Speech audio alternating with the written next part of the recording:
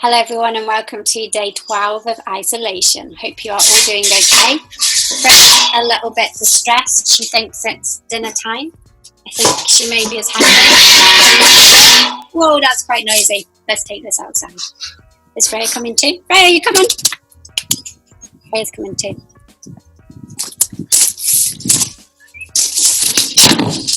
She's watching, chilling. Oh, puppy. Okay, so Thursday's devotional, we are taking a look at 2 Peter 3, verses 8 to 9.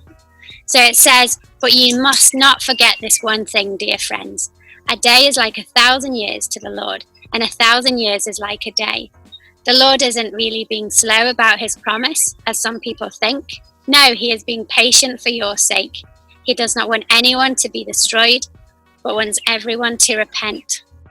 For us, there is a great deal of difference between a day and a year, and a vast deal more between one day and 1,000 years. Yet in the account of God, who inhabits eternity, who is not limited by time, for he sees and holds all things past and present in the future at the same time. He doesn't look at the coronavirus outbreak the same way that we do. He isn't waiting for the news every day to see what happens next. He knows it, and I'm so glad that I have a God who I can trust, that has seen the beginning and the end. Yet, at the same time, it's comforting to know that he is in this place with us right now. He chooses to walk through this with us, to hear our prayers at every moment. But he has also seen the end. He isn't sitting there in fear or in worry of what's next, but he is a compassionate God who is with us and emphasizes with us.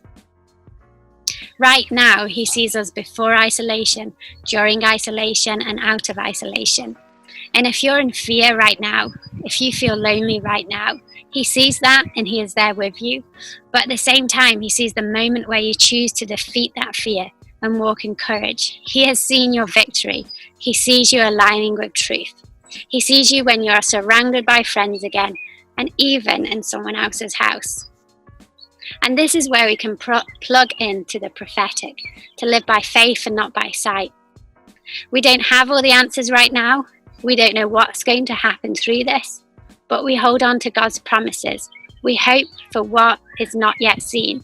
So like Freya, for instance, she couldn't see her food. She's not quite sure if it's dinner time, but she hopes that it is going to come. So for now, maybe you can't quite see when and how you'll get back to school. It may seem like a long time away, but you can choose to live in faith for it and live in that joy right now. So looking at this from a bigger perspective, we know the end of the story. We know the promise of eternity. We know we are living right now in Jesus' victory. And in Revelation 21 verse 4, it says, "He will wipe away every tear from their eyes. There will be no more death or mourning or crying or pain, for the old order of things has passed away." He is not withholding that promise from us in a mean way. I mean, he has given us the ability to pull down heaven in our prayers right now. But he is waiting. He is waiting for his sons and his daughters to turn back to him.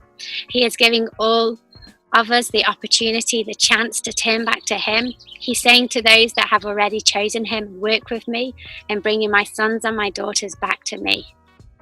And in Ephesians 1 verse 4 to 5 it says, "For he chose us in him before the creation of the world, to be holy and blameless in his sight. In love he predestined us for adoption to sonship through Jesus Christ, in accordance with his pleasure and will." And that, my friends, is your significance. See you soon.